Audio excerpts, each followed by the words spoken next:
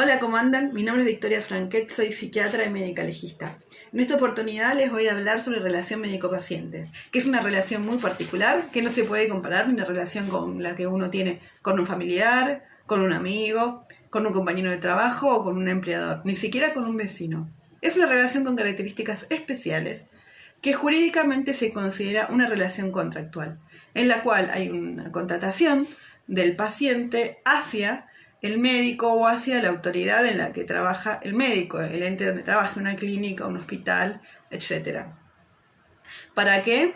Bueno, en esta relación el médico y su equipo tendrán la obligación de utilizar los mejores medios que tenga a su alcance, ya sea su conocimiento fáctico sobre las cosas, ya sea la mejor tecnología posible que haya y de la cual disponga, para prevenir la enfermedad, para tratarla o para rehabilitarla para que haya las menores secuelas posibles. Esta relación contractual muchas veces es tácita, es decir, que no hay una firma de un contrato, sino que más bien es como lo dijimos, un contrato de adición, o sea que al venir el paciente al consultorio estaría aceptando las condiciones de tratamiento y luego de efectuado un consentimiento informado, que muchas veces es solamente oral y a veces es escrito, se le explica al paciente lo que se le va a hacer, lo que se considera mejor para él, y el paciente elige seguir o no, siempre y cuando esté en uso de sus capacidades, ¿verdad? Entonces es una obligación de medios y no de resultados, ¿sí? Porque hacen lo mejor posible, pero no tiene la obligación imposible de curar a todos los pacientes, a toda la gente, porque sabemos que no somos dioses y que hay algo más grande que nosotros, que es el estado de salud de la persona, que no siempre se puede resolver, y hay enfermedades que no son curables. Por ejemplo, hay muchas enfermedades de la psiquiatría que no son curables, sino más bien que se intenta tratar lo mejor posible para mejorar la calidad de vida de esa persona, pero no siempre se logra, ¿sí? Hay otras especialidades que son muy pocas, les digo una, la cirugía plástica, que sí se suele solicitar un resultado, pero no es lo más frecuente. ¿Qué tiene que hacer el paciente? ¿Qué obligación tiene el paciente? Bueno, tiene dos específicamente.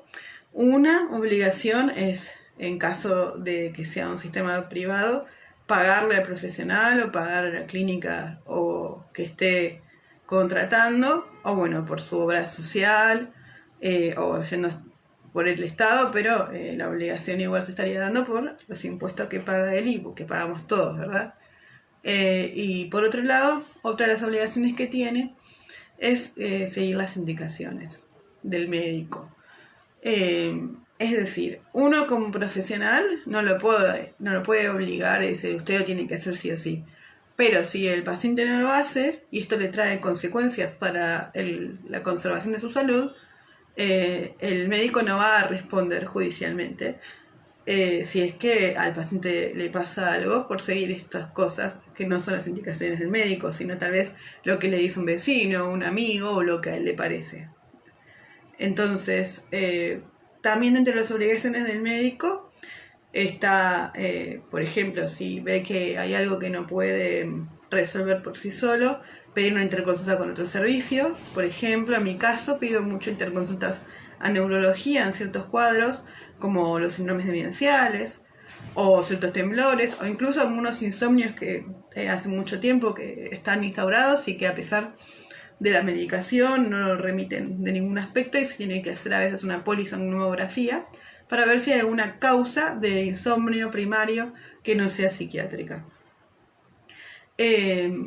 Y también, bueno, si ve que no puede con sus capacidades, decirle al paciente y ofrecerle una derivación, también es algo que debería hacer. Y como derecho, tiene el derecho como cualquier persona, como cualquier trabajador, de tener condiciones dignas, laborales, con medidas de seguridad, con buen trato, buen trato no solo de sus empleadores, sino también de los pacientes, y que sea remunerado, ¿sí? También, obviamente, el paciente tiene esos derechos a un buen trato, además de todos los demás que consagra la ley de derecho del paciente: derecho a la confidencialidad, derecho al secreto profesional, derecho a que tenga una historia clínica en la que conste todo lo actuado por el profesional y por todos los servicios intervinientes en caso de ser un hospital,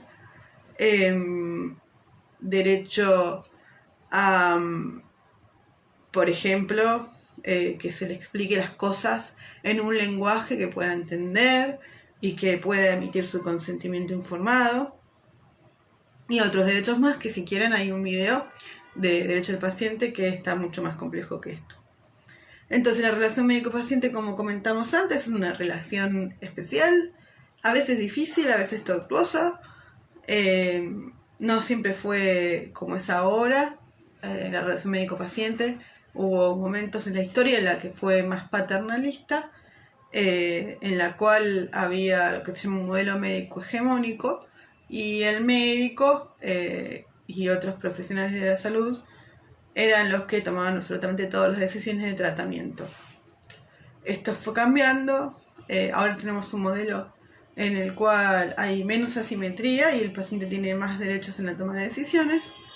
Pero también hay que decir que durante este tiempo se ve un enfriamiento o incluso un problema grande en lo que es la relación médico-paciente. A veces los pacientes no comprenden del todo qué es lo que se puede hacer y hasta dónde, y exigen más y se enojan si no lo pueden obtener, y muchas veces con una explicación sola no alcanza. Y también hay mucho de la industria del juicio, la litigiosidad, que, bueno, lamentablemente es una pandemia también. No está solamente acá, sino que está en casi todo el mundo. El lugar donde más está es en Estados Unidos, que, bueno, que es muchas veces por una falla en la relación médico-paciente, o simplemente por una equivocación, por una confusión, o porque se espera más de lo que se puede lograr, o incluso ante el fallecimiento de un familiar o un evento así, o como una amputación o algo que sea muy grave. Para la persona, esta decide iniciar un juicio, pero no siempre lo hace con todas las razones suficientes. La gran mayoría de las veces estos juicios no prosperan, porque, por suerte, quien tiene que decidir esto, que en definitiva después de recabar las pruebas, que es la más importante en la historia clínica, es el juez, muchas veces entiende que no hay una causa para generar un juicio de mala praxis, aunque muchas veces sí. Obviamente, dentro de los derechos del paciente está el de poder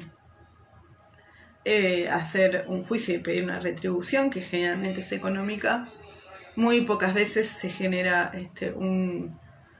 una resolución penal, y generalmente solo económica, y algunas veces el médico, cuando pierde ese juicio, tiene que perder la matrícula por un tiempo y su posibilidad de ejercicio, y en muy pocos casos pierde su libertad, pero es muy infrecuente, porque lo que se determina es que generalmente, mientras que no haya voluntad de cometer un delito y sea un error, se considera que son delitos culposos, es decir, sin intención.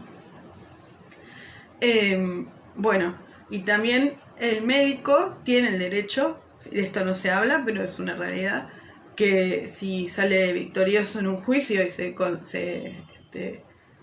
considera que no había justamente una razón por la cual ser enjuiciado, y entonces en esos casos tiene derecho de también hacer un juicio, lo que llaman una contrademanda, porque, bueno, estar en juicio no es gratis para el médico, ya sea desde lo económico, porque pierde mucho tiempo, mucho dinero por tener que dejar consultas, por no poder atender, y también, lo más importante, no es gratis desde lo emocional. Yo les puedo asegurar que, bueno, si bien a mí por suerte no me pasó, cada médico que está en un proceso judicial sufre mucho. Después se vuelve inseguro también de sus prácticas o adquiere una práctica defensiva, pidiendo muchísimas veces estudios no necesarios para evitar que le vuelva a pasar. Y bueno, y también trae consecuencias a su vida afectiva, a su estabilidad emocional. Entonces, bueno, si se considera que el juicio fue mal hecho, digamos, por eso tiene derecho a resarcirse económicamente mediante una contrademanda por todos los gastos y por el daño emocional que pueda haber. Bueno, la relación médico-paciente tiene muchos años de evolución, desde que existe un médico y existe un paciente, pero ha cambiado a lo largo de la vida. Y es importante, me parece, desde los dos lados que haya diálogo y que haya apertura para poder conversar todo. Y desde los dos lados debería haber un buen trato. A veces desde los lados esto falla. Y yo considero que cuando esto pasa en general, siempre que se pueda solicitar la derivación a otro médico, eso es lo mejor.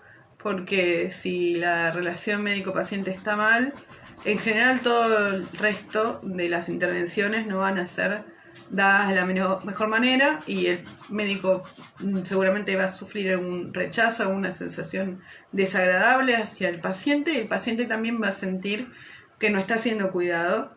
Entonces, habiendo tantos médicos, yo creo que cuando se da este tipo de situaciones lo mejor es solicitar un cambio de profesional, que es derecho de ambas partes pedir esto, siempre y cuando, por ejemplo, no estemos en medio del campo, que no haya ninguna posibilidad de hacer una derivación hacia otro médico, que uno sea el único médico presente, pero como esto generalmente no se da así, porque hasta en las zonas rurales hay más de un médico, siempre me parece una buena opción.